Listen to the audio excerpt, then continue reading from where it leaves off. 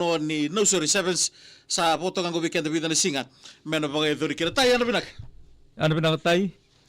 apa tapos ka napakaparaw ni nodotong sot-sot ng gitor kabilabit Pinawali bo bambulati ko bayan rati ko mata ni singin kuan na sana tin ka banan do ni sa mati ko main na sal ni kakamura ginango na VTFM tuman na babi ni binaka ngoli ti ko main na bunot ba turang obni bibi wana turang na ratu na kumay Nursery batalakin na executive committee ni Nursery Rugby Club. And kaya na may soliti ko na nga mata ni singa ni kuwa. May kamuraki. Watalakin kaya na may kadibagiti ko na tombu. And ron na iwaswasin ng gito ko sa bandi tekiti ko nangunang ko. Right. Berto na marama. Sige ron na timir sa bandi tekiti may yun na baka doon na sot-sot ni marama. Yeah. And Taras Supermarket Men's Pool. Tulos nga bul ka ron na timi. Sa bandi tekiti na sot-sot na binakang ko. And Pool A, sa ating ko kinamata timi ni Nursery. Mata timi ni St. Peter na Rarabo, mata timi ni Tongo Babas, mata lang kina na mata timi ni Nakini Bati. And Pool B, rotigo kina na mata timi ngol sa tumi bayaw na Kavala Bay Babas, mata timi ni Rossi, mata timi ni Tobole Knights kina Flame Tree Waimanu. And Pool C, tigo kina mata timi ni Flame Tree Dolo Suba, Bunin Rungu Brothers ngol na timi ngol sa ko may sangganya na sana baturang maduata. Yan siya.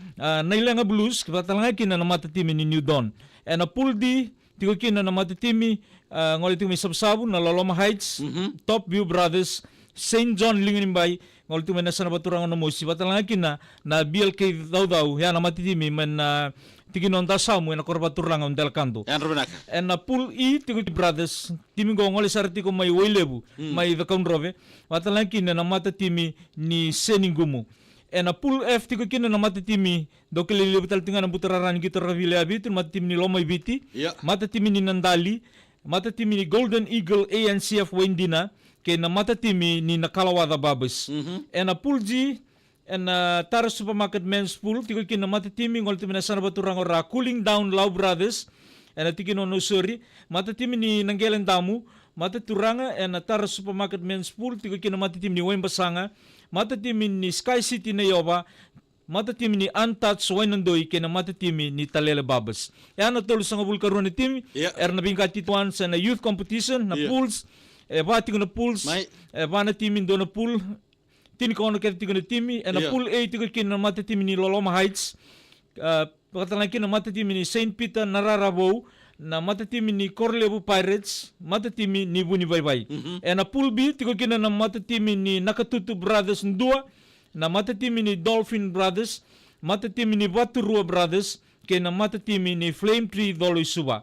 Na Pool C, tigo kina na matatimin ni Bunimono, matatimin ni Service Viasana, kaya na Betadine Young Boys, pagkatalangkin na matatimin ni Nakatutu Brothers Rua. And ito tini pool and youth competitions and under 21 tigo kina na matatimin ni Flame Tree Waimanu, Naimbati Brothers, Prosperity Related Arkea Sobi, kaya na matatimi ni New Dawn. Wana na, totoo mo, tibo mo tani sa rapakabaru chiko na biti-biti ito kasara, may ataw chiko may nasigli kuwa, na kaya na magiti ko na sota-sota, kaya na pagkadori tiko, singaru, mga titratalaman na tiko. Kaya manina bakatataro tiko may, sa nangono dapat tiko bukin ng gito, bito na kaloko sa na dolakin na matay ni singa, bakalotu, batalangakin na kaya namin dolapo tiko yung dua, matatakan na matatimi ni Nursery, ang dua nangono batalangakin na matatimi ni Biti, Ratu Tui Dawilati, na may bulang ito kayo tiko na kaya namin dola na sot-sot pinakanggo, anda babi ni binakatiko na beto koni bir na bi kambani, sa beto koni tiko na sot-sot singaruango, ka sabi ni pa nanumitikan ni bekem ni nandun ni beto koni, asa sa makasuba Nursery, nandun to esana tolu telebureo kinita siri, sa niulita bir na beti mirongoli tiko may bayaw, may kandabu, may tabiuni, may bunulebu, sa besureti tiko na matakan bagitin ka ruwal ka somburumbu. Pero malam sartay, sabaw rin pinakatiko na sabaw rin pinakatiko sa Ligaka Moringo, din do magatiko na pagkabaraw kay natigi ni sing sa Lukudi, karus nga bulu kay takiri karus nga bulu kan do ni sing ana buning gito, era no turara.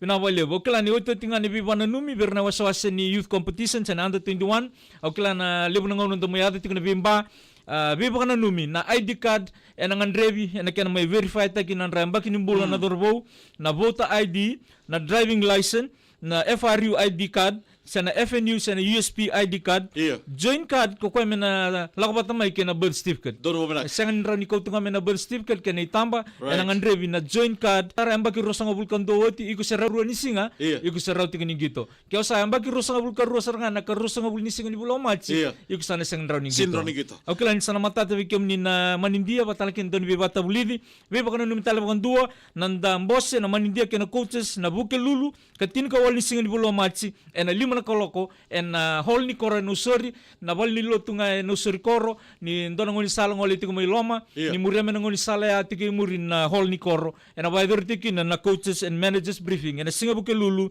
katin ka wal ni singa ni bulo machi ena lima na koloko sabanu ni tiko na kalaban ni rakabi no sori atalaki na organizing committee na babarau Iya. na may sota ena bulo binaka kina marau ena ruan sing sota ni Taros supermarket no sori rugby sevens tournament Turangan marama dorbo na ngona lewa Malakai ya may baba. Wakil anavyounganika